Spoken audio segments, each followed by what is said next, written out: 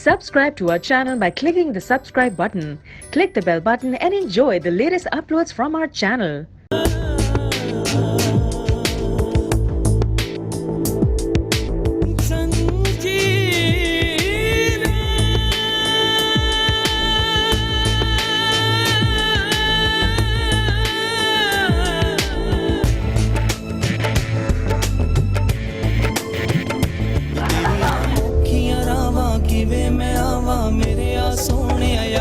वे मैं कमली आया वे तेरी जिए सरकार मैं कमली हाँ कमली जग वेरे मैं कले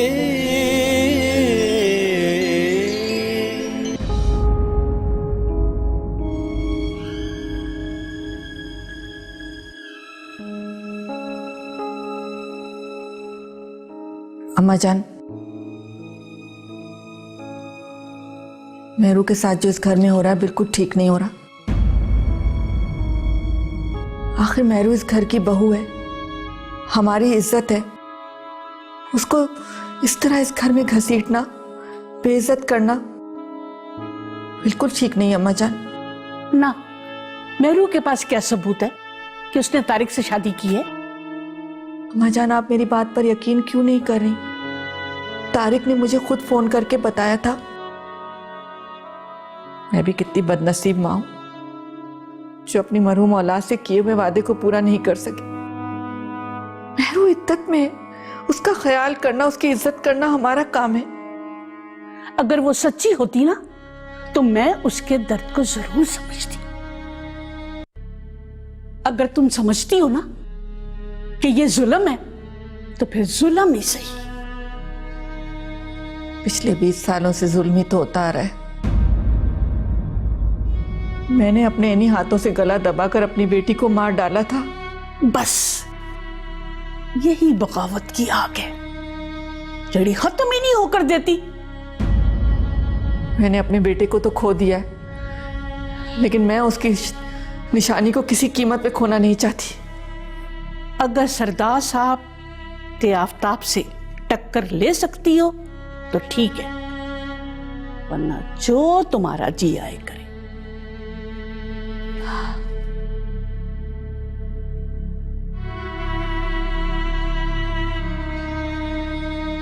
यकीन करें दादाजी, मैं सिर्फ अब्बा जी की वजह से चुप कर गया, वरना उस मलिक आफ्ताब को मैं बता कर आता कि उन्हें कादिर बख्श वालों से दुश्मनी कितनी महंगी पड़ गई।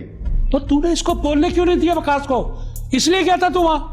अब्बा जी, मलिक आफ्ताब ने हमारी बहुत इज्जत की है। जब हमने उसको मिलने का पैगाम भेजा ना तो उसने डेरे की बजाय हमें हवेली में बुलाया है। वाह, क्या इज्जत दी है दादाजी। ये जो इज्जत दी है ना उन्होंने, सिर्फ इस वजह से दी है कि वो गिल्टी हैं, कत्ल किया है उन्होंने हमारा। अगर यही कत्ल हमने उनका किया होता तो मैं देखता वो किस तरह से चुप रहते, जिस तरह से अब्बा मुझे चुप करवा के ले आए हैं। हाँ, वकास सही कह रहा है, और तुझे खाली हाथ नहीं वापस आना था। अब्बा जी, और क्या हो सकता है? हम मलिक आफ्ताब को उसकी हवेली में धमकी देकर आए हैं, ये कोई कम बात है? और धमकी डरपोक लोग देते हैं। तुझे तो तारिक के कातिल को मेरे कदमों में लाकर डालना था, तब मुझे तसल्ली होती। तुम लोगों से कुछ नहीं होगा। मलिक आफ्ताब ने हमें बड़ा हल्का लिया है, अब मुझे ही कुछ करना पड़ेगा। तो तुम जाओ यार। अच्छा अब्बा जी।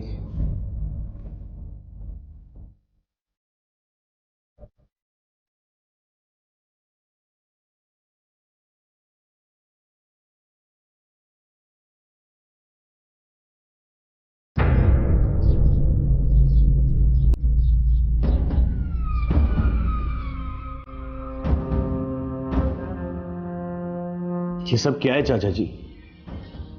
जो धमकी देकर चले गए मेरे ऊपर।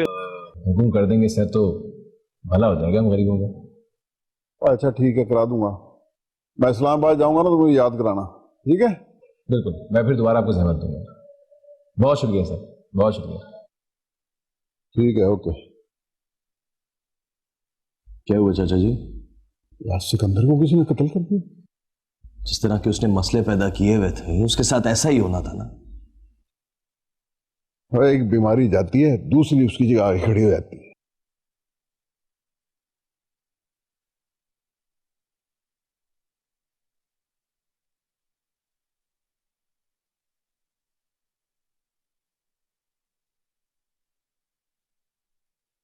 हुआ लियाकत?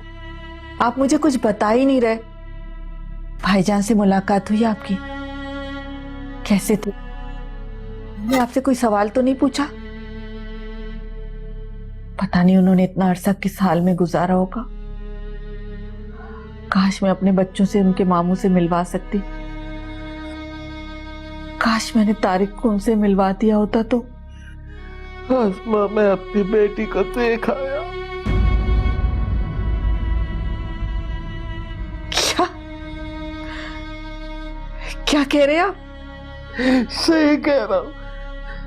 चंद फुट के फासले से मैं अपनी बेटी को देख आया हूँ।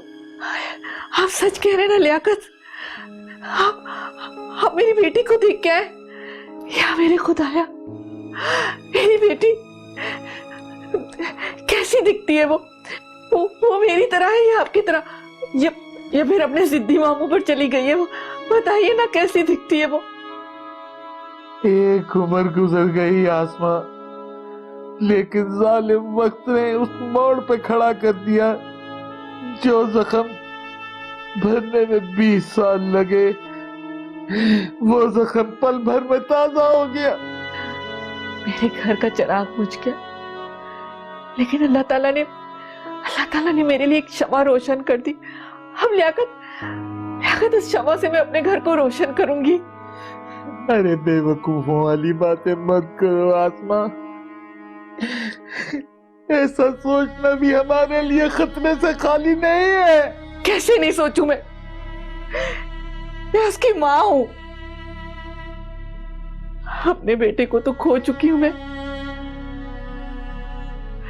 लेकिन अब किसी कीमत में अपनी बेटी को नहीं खोना चाहती। मुझे किसी भी रस्म की, किसी भी रिश्ते की कोई परवाह नहीं।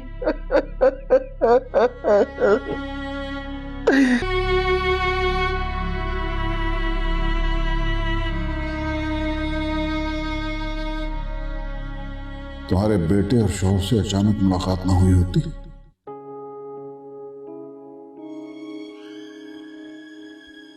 कभी उनसे मिलना ही पसंद न करता।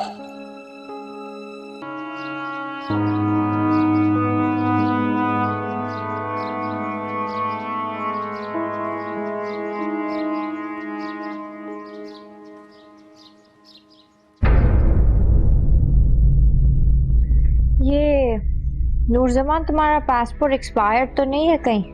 पता नहीं, कभी ध्यान नहीं दिया। क्यों?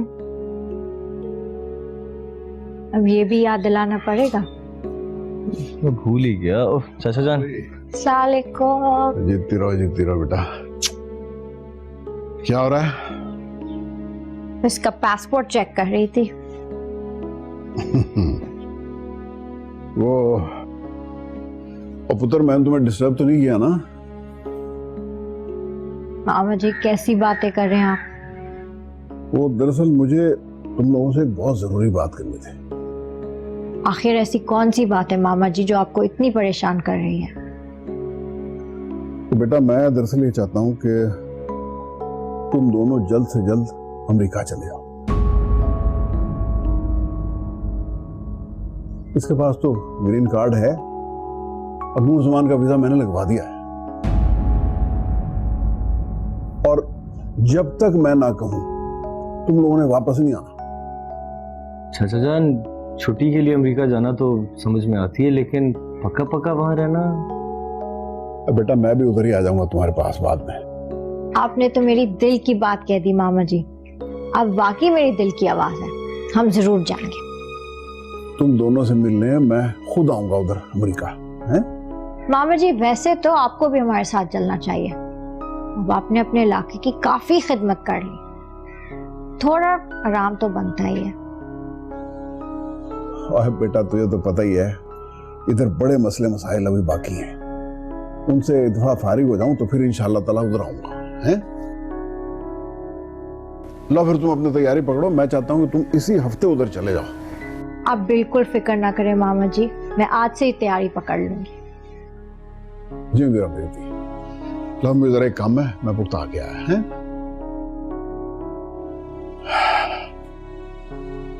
खुश हो? देख लो, मामा जी ने तुम्हारा वीजा तक लगा दिया। Very American. वहां तक कनेक्शन है उनके।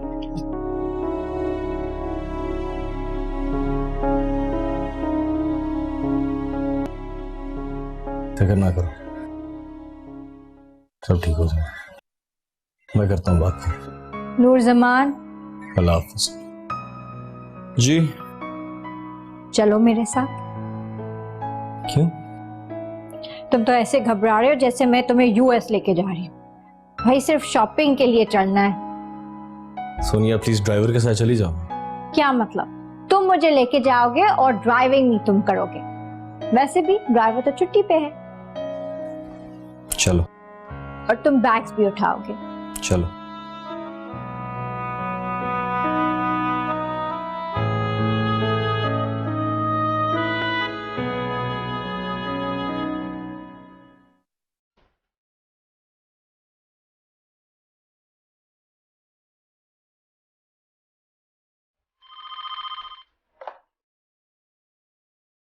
हाँ, क्या है?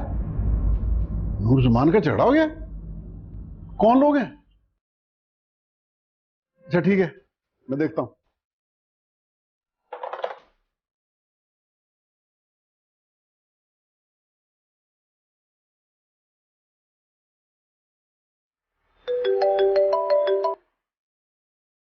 हेलो, मैं मलक आफ्ताब बोल रहा हूं जी। अस्सलाम वालेकुम मलिक साहब।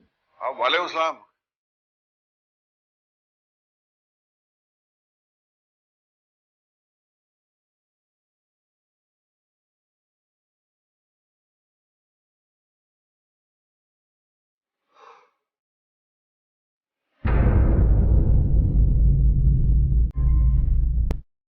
बकरे की मां कब तक खैर मनाएगी?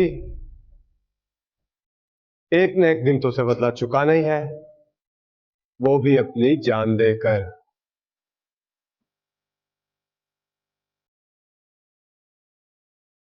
बड़ा जोश है जवानी का।